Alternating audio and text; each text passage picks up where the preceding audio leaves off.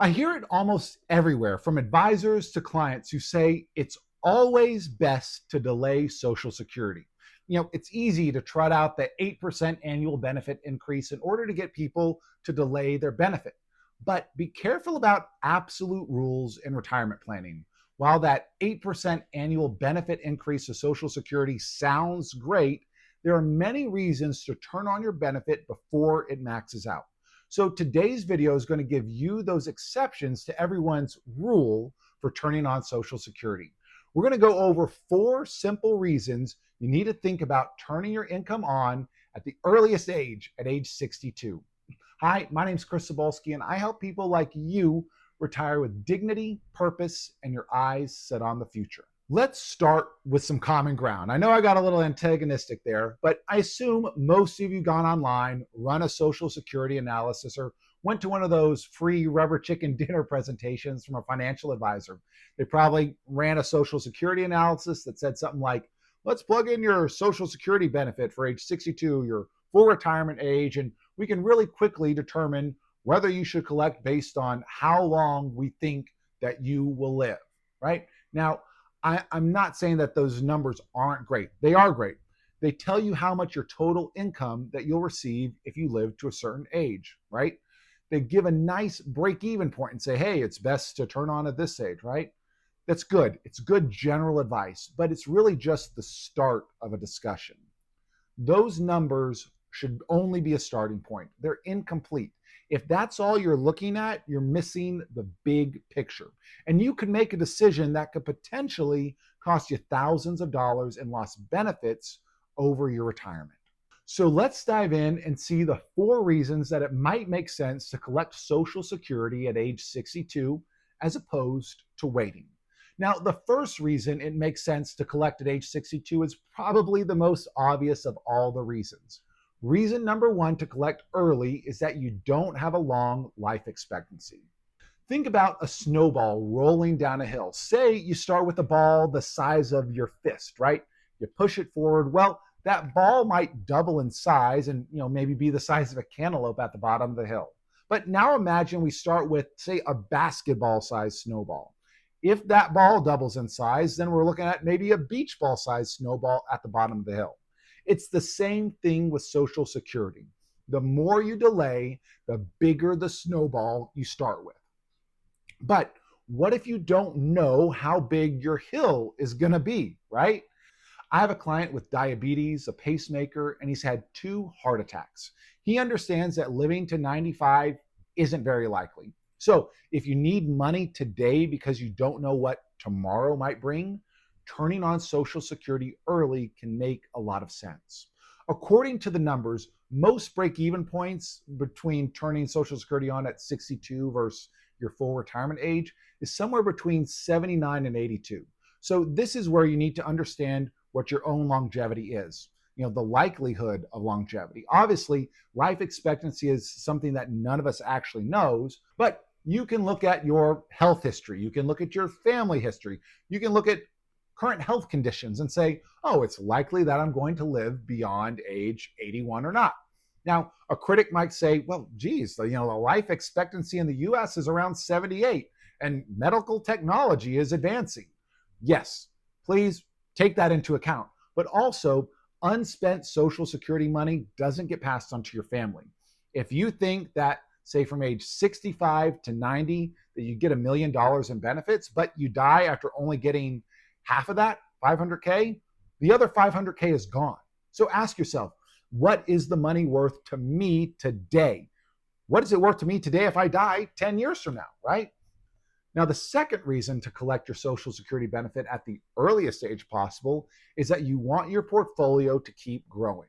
So you take the benefit, but don't actually need the income, and instead you invest it in a taxable account.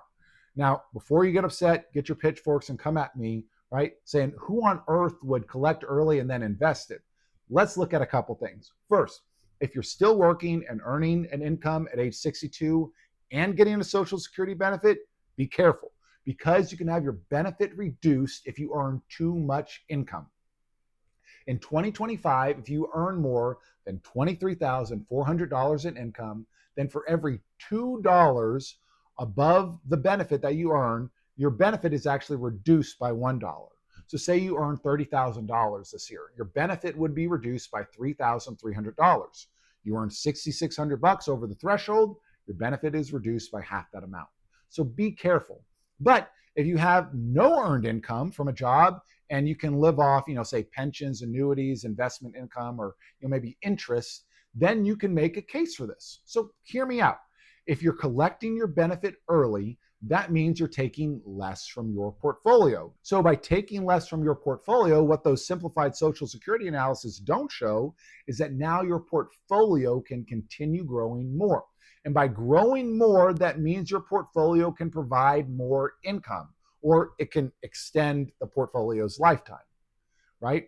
So you can't look at anything in a vacuum here. If you're going to delay Social Security, that very well could be the best decision for you. But if you're not working and you're delaying Social Security, keep in mind that that's going to require you to draw down your portfolio unless you have outside sources of income. So you have to ask yourself, what is the opportunity cost on what those assets could have grown to or done if you instead turn on Social Security and stop withdrawing from there? So this is where I want to be very careful, because there's absolutely no guarantees that the market's going to give you whatever growth you project when you collect Social Security. You might be thinking, wow, I'm going to get 8, 9, 10, 20%. There's no guarantee you're going to do that.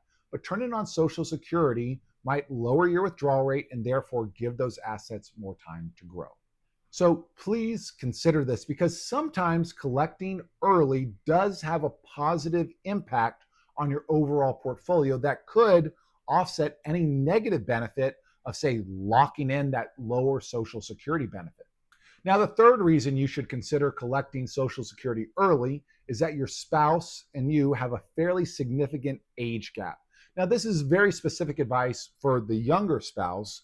Let's assume, for example, that you and your spouse have earned in the top bracket most of your careers and that you qualify for the max Social Security benefit. 2025, that max benefit at age 70 is $4,873 a month. Now, I'm going to use an extreme example here just to illustrate the point that I want to make. So give me a break. It's a YouTube video, right? So let's assume that you are 62 and your spouse is 82. So there's a 20-year age gap here. Both of you have extremely strong earnings histories, which means you're both at age 70 eligible for the full Social Security benefit, that almost $5,000 a month. Well, your older spouse who's age 82, they're already collecting, right? You're age 62, and if all you were to look at is your own personal break-even chart, you'd say, okay, well, I have a long life expectancy. Let's assume maybe 90 or 100, somewhere in there. It doesn't make sense for me to collect Social Security at 62 if my break-even point is 79 and I'm planning to live to 90, right? You might say, I'm going to end up collecting fewer benefits over the course of my 90 plus year life expectancy. So yeah, in that scenario, yeah, maybe I'd want to wait till age 70, but that's wrong. That's not the case. Think about this. You shouldn't do that unless, say, and this is probably not, unless your 82-year-old spouse has another 30 years to live, right? But the reason you'd want to not delay your Social Security and you'd want to turn it on now is because at some point your spouse is going to pass and you are going to get their benefit. So you're looking to see how you can maximize your total lifetime benefits until you switch over to your spouse's benefit. So more than likely, your 20-year older spouse is going to predecease you. When they predecease you, their benefit is going to switch over to your benefit. So let's assume your older spouse lives until age 90, another 8 years. Well, in 8 years, you'll now be 70. So you're saying, great, I now get to collect my full benefit at age 70. Well, you could do that, but that's the exact same thing as what your spouse's survivor benefit would have been at that time. Now, because your spouse passed away and you're now eligible for their survivor benefit, that means that you get a much larger benefit. So all that means in practice is that at age 70, you're collecting the same benefit that you would have because you get the greater of your benefit or your deceased spouse's. So from age 62, you thought it'd be better to collect nothing, but you could have actually collected something, your own benefit, and then later on when your spouse dies, you get their benefit. But at least in that time period, you would be collecting something. So if there's a big life expectancy gap, age gap, then maybe use this strategy to your benefit. So the fourth reason and final reason that it might make sense to collect Social Security at age 62 is the psychological benefit of having income. Retiring is a new phase of life, which can cause so many mental hurdles. You go from having a solid job, great paycheck, flexibility with spending, to putting yourself on a fixed income, right? You went from saving and growing your accounts to now trying to preserve them. So turning on SSI can be huge with your mental state. I have a client who retired in 2017 at 62. He worked since he was a child. His family were migrant farmers, and he worked his entire life. He retired with plenty of money to last 2 lifetimes, but he couldn't stand not having a paycheck. We sent him money from his accounts each month on the 1st and the 15th, but that bugged him because he was taking money out of his nest egg. So he turned on Social Security. The numbers said he should wait. He was in great health, had good family history, no need to invest more money, but he wanted the peace of mind of having the government pay him. So another reason could be when the market gets rough. If you're retired, waiting to turn on Social Security, and the market tanks, that's a great time to turn it on. You might have planned to only take out 4% a year from your portfolio, but now that the market's down and your portfolio's down, you're actually withdrawing maybe 8, 10%. So turning on Social Security can reduce the amount that you're withdrawing and help stabilize your portfolio during turbulent times. So this is why relying on conventional wisdom of always do this, always do that, or collect early or collect later, it doesn't always make sense for your specific situation. So you have to understand your own scenario, right? Also consider this. You have the ability, depending on what age you are when you do this, to ultimately suspend your benefit. You can collect early if you need it, and then after a period of time, again, this depends on your age, you may be able to suspend your benefit, which then allows for your benefit to continue growing again. So this might be a unique planning scenario where, say, you need some temporary income, you might be between jobs or something's going on. You can use this to get some income now and then delay your Social Security again. Whatever the case might be, it's not always a set it and forget it strategy, always, right? Sometimes you can collect early if you need it, and then have the ability to turn that benefit off or suspend that benefit, which allows it to keep growing until you decide to turn it on in the future. At the end of the day, your decision of when you should collect Social Security is a decision that could quite literally save you or lose you tens of thousands of dollars over the course of your retirement. That's why it's critical for you to understand all the different variables involved with this decision, as opposed to just maybe relying on a rule of thumb or advice you hear on the internet or maybe someone at work, right?